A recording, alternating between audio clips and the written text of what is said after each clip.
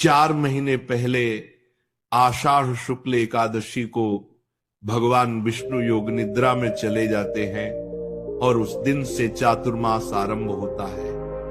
इन 4 महीनों में कोई भी शुभ कार्य जैसे विवाह, गृह प्रवेश या मांगलिक संस्कार नहीं किए जाते, परंतु जैसे ही देवउठनी एकादशी आती है, भगवान विष्णु अपने शेषनाग शैया से उठकर पुनः लोक कल्याण के कार्यों में प्रवृत्त हो जाते हैं। इस दिन से ही विवाह, मांगलिक कार्य, गृह प्रवेश, यज्ञ, पूजन, सब शुभ कार्यों की शुरुआत होती है। इसलिए इसे देवोत्थान एकादशी भी कहा जाता है। इस दिन का आध्यात्मिक महत्व कहा गया है। एकादशी व्रत सर्व पाप नाशकम भवेत। देव उठनी एकादशी का व्रत मनुष्य को जन्म जन्मांतर के पापों से मुक्त कर देता है। जो व्यक्ति इस दिन भगवान विष्णु और माता लक्ष्मी की पूजा सच्चे मन से करता है, उसके जीवन में कभी भी धन, सुख और वैवाहिक जीवन की कमी नहीं रहती।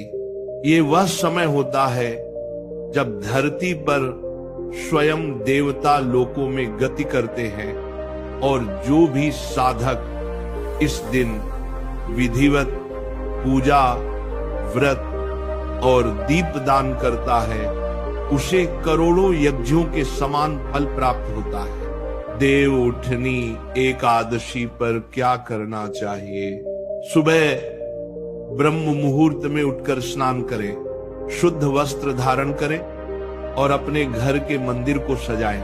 भगवान विष्णु की मूर्ति या चित्र को तुलसी पत्र और पीले फूलों से सजाएं। फिर पीले आसन पर बैठकर नमो भगवते वासुदेवाय मंत्र का जाप करें। इसके बाद भगवान विष्णु के चरणों में जल, गंगाजल, चंदन, फूल, तुलसी दल और पंचामृत से अभिषेक करें। माता लक्ष्मी की भी पूजा करें, क्योंकि जब विष्णु जी जागते हैं तो लक्ष्मी जी भी प्रसन्न होती हैं। पूजन के बाद तुलसी विवाह का आयोजन करें। भगवान विष्णु को शालिग्राम के रूप में और तुलसी को माता के रूप में मानकर उनका विवाह कराएं। तुलसी विवाह से मनोकामनाएं पूर्ण होती हैं और जिनकी शादी नहीं हुई है उनके विवाह के योग बनते हैं। जिनकी शादी नहीं हुई वे क्या करें इस दिन?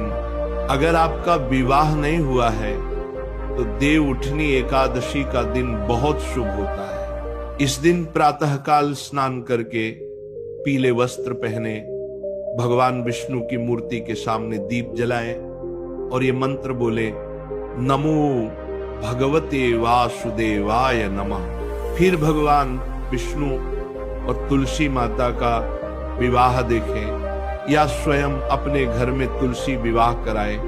मान्यता है कि जो अविवाहित इस दिन श्रद्धा से तुलसी विवाह करते हैं, उनके विवाह के सभी विघ्न दूर हो जाते हैं।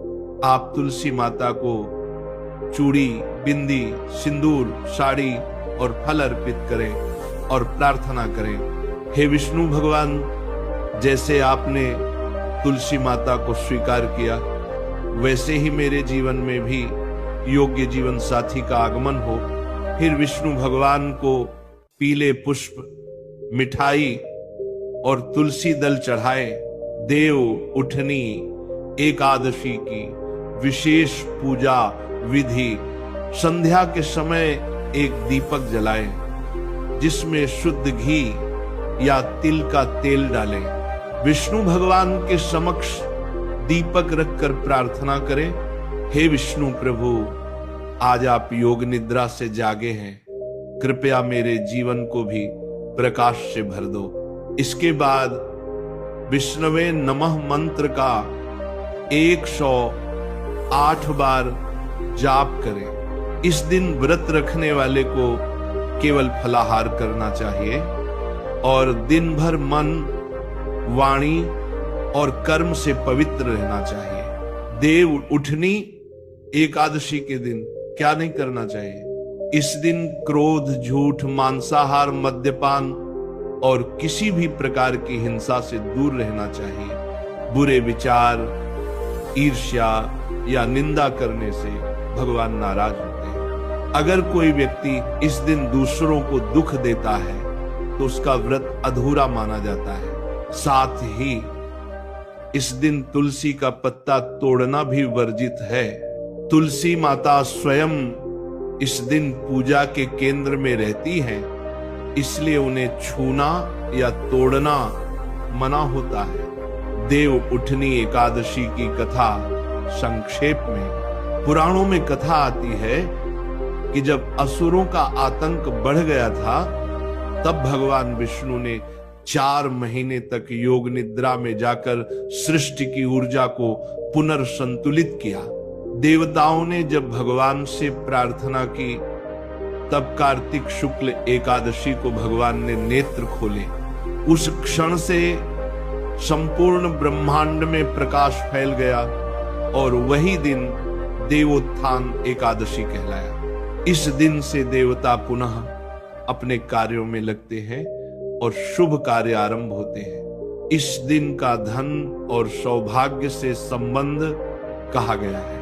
देवोत्थाने व्रते नित्यम लक्ष्मी स्थायी भवेत गृहे, अर्थात जो व्यक्ति इस व्रत को करता है उसके घर में स्थायी लक्ष्मी निवास करती है। जो इस दिन दीपदान करता है उसे जीवन में कभी अंधकार नहीं छूता।